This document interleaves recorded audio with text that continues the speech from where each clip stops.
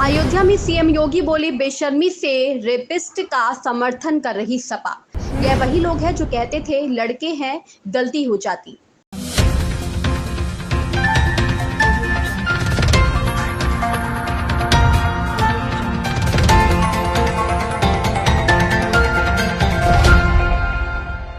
अयोध्या में सीएम योगी आदित्यनाथ ने सपा पर निशाना साधते हुए कहा, समाजवादी पार्टी के नेता का बयान मैं पढ़ रहा था। वो लोग कोलकाता में डॉक्टर के साथ हुई घटना के आरोपी का समर्थन कर रहे थे।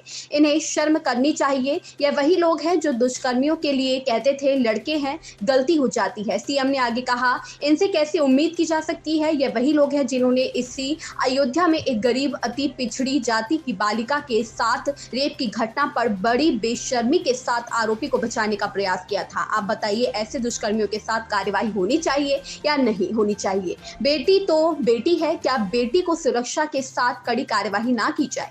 यहाँ अयोध्या में भी हमने कार्रवाई की। इनके एक नेता कन्नौज में भी ऐसे ही पकड़े गए। लगता है कि इनकी पार्टी का चरित्र ही ऐसा हो गया है। यह लोग इसलिए ही बेशर्मी के साथ दुष्कर्मियों का समर्थन कर रहे हैं। इनकी आदत नहीं छूटी है, लेकिन आदत को सुधारने के लिए कानून का डंडा है, इसका इस्तेमाल होगा। सीएम योगी ने कहा, यह लोग जब सत्ता में थे तब इनकी सरकार में हर एक नियुक्ति विवादित होती थी। बिना पैसे से नौकरी नहीं मिलती थी। नियुक्ति में भी भेदभाव होता था। हम कह रहे हैं कि हमने 6.5 लाख युवाओं को सरकारी नौकरी दी है। इसमें कोई सवाल नहीं उठा सकता है।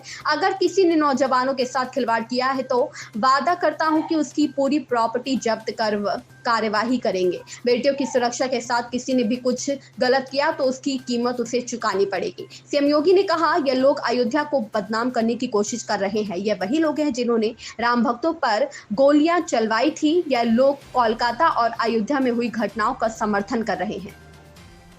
रेड हैंडेड न्यूज नेटवर्क के लिए अयोध्या से मनोज तिवारी की रिपोर्ट।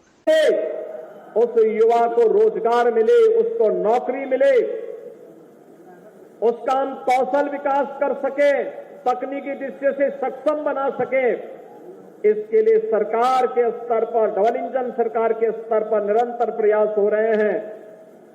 तो नारी सशक्तिकरण के लिए जो प्रयास किए जा रहे हैं, बेटी बचाओ बेटी पढ़ाओ से लेकर के लगातार अलग अलग क्षेत्र में जो प्रयास प्रारंभ हुए हैं, आज उसके परिणाम हम सबके सामने आ रहे हैं। बहनों और भाइयों, आज मैं उसी क्रम में आपके बीच आया हूं। आचार्य नरेंद्र देव जी के नाम पर स्थापित है कृषि और प्रौद्योगिकी विश्वविद्यालय आज विकास का एक मॉडल।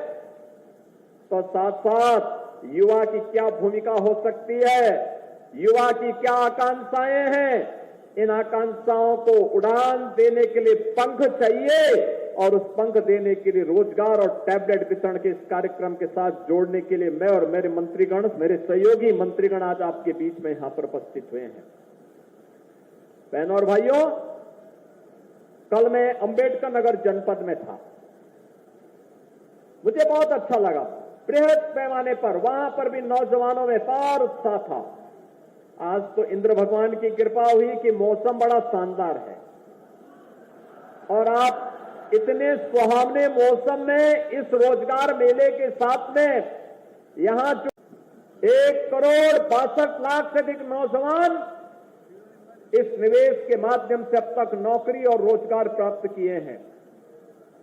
स्वरोजगार के लिए 1 डिस्ट्रिक्ट 1 प्रोडक्ट की योजना, विश्वकर्मा श्रम सम्मान और पीएम विश्वकर्मा की योजना, पीएम स्वनिधि की योजना, पीएम रोजगार की योजना जैसी तमाम योजनाओं के साथ ही प्रधानमंत्री मुद्रा योजना ने भी आर्थिक स्वावलंबन का मार्ग प्रशस्त किया है।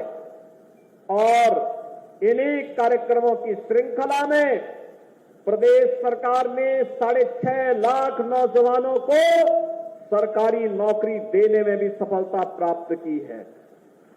आज मैं आपके सामने एक खुशखबरी और लेके आने आया हूं। अभी 23, 24, 25 और फिर 30 और 31 अगस्त को पुलिस भर्ती की प्रक्रिया हमारी